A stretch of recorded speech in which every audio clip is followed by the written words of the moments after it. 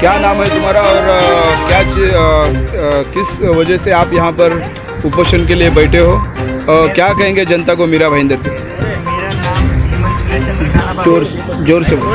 मेरा नाम हेमंत सुरेश चंद्र कानाबार है और मैं यहाँ पे मीरा रोड मीरा भाईंदर की जनता को बताना चाहता हूँ कि हम लोग एक सफाई कामगार हैं जो निःशुल्क शौचालय होते हैं उसमें हम लोग काम करते हैं। ऊपर रहने के लिए जगह दी गई है हम लोगों को और नीचे साफ़ सफाई करके काम करने के लिए दिया गया है। लेकिन हम लोग को जो पगार मिलना चाहिए नगर पालिका से, हमने आरटीआई पे ये निकाला है तो इसमें हमारे नाम पे यहाँ पे बताया गया है 14,045 रुपया हर महीने का मिलता है और हमारे नाम से चेक दिया जा रहा है, नगर पालिका में जमा किया जा रहा है। ये चेक नंबर भी है मेरे पास 1690। मेरे नाम से चेक दिया जा रहा है नगर पालिका में, लेकिन आज तक वो चेक मेरे हाथ में नहीं आया है और मेरा ही नहीं, बाकी मेरे साथ 140 परिवार और है जो नगर पालिका के अंतर्गत ये साफ सफाई का काम करते हैं पब्लिक टॉयलेट के ऊपर।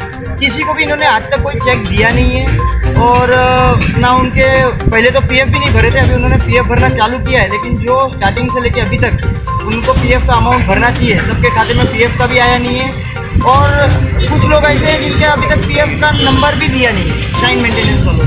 प्लस सफाई का काम का जो सामान होता है साफ़ सफाई के लिए, सामान भी टाइम पे कभी मिला नहीं।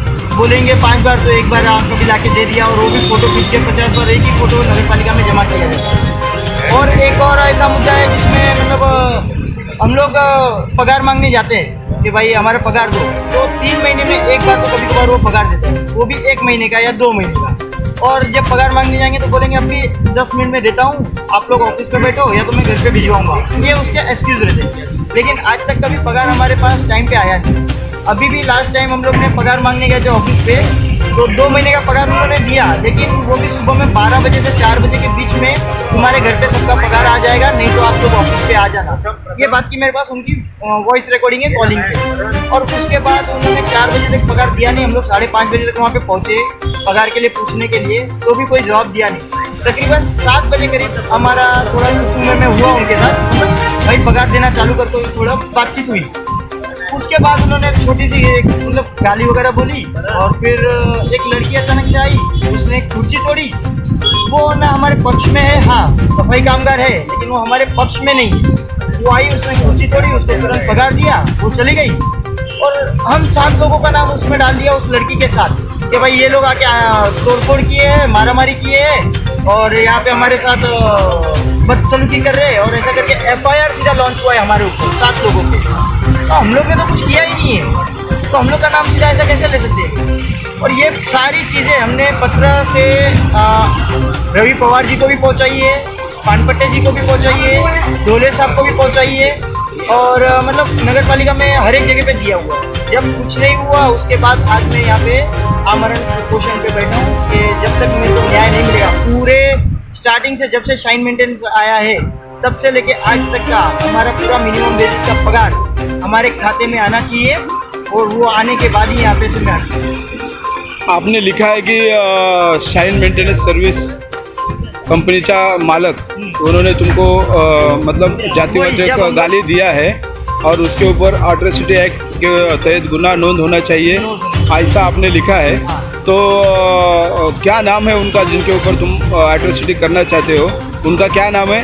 तुषार वालके, ये मैनेजर है शाइन मेंटेनेंस में, और जो मालिक है प्रशांत पारकर, उनके शायद वो भतीजे हैं, मामा भतीजा ऐसा कुछ रिलेशन उनका।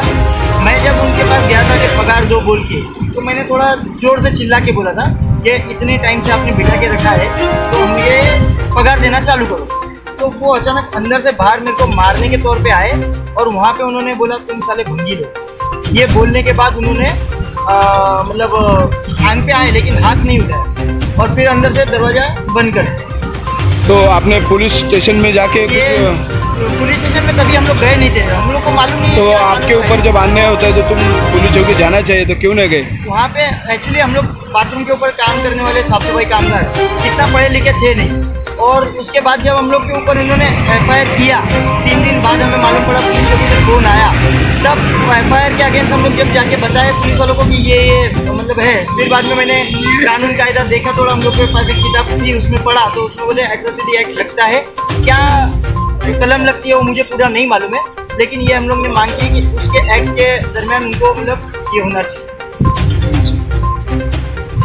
और मीरा भाईंदर के जनता को आप क्या संदेश देना चाहते हैं, क्या कहेंगे आप आपके आंदोलन में? नम्र विनंती करता हूँ, आप हमारा साथ दीजिए और हमारा जितना पैसा ये मिलना चाहिए, एक बाथरूम वाले को जो भी मिनिमम बेसिस का पगार होना चाहिए, इतने स्टार्टिंग से आया है, ये तकरीबन 2 साल हो चुके हैं, वो 2 साल का पूरा पैसा हमारे खाते में चुका है। मेरे अकेले के नहीं, जितने कामगार हैं उन सबके लिए मैं। कितने दिन तक आपका ये उपोषण रहेगा? जब तक ये खाते में पगार नहीं आएगा तब तक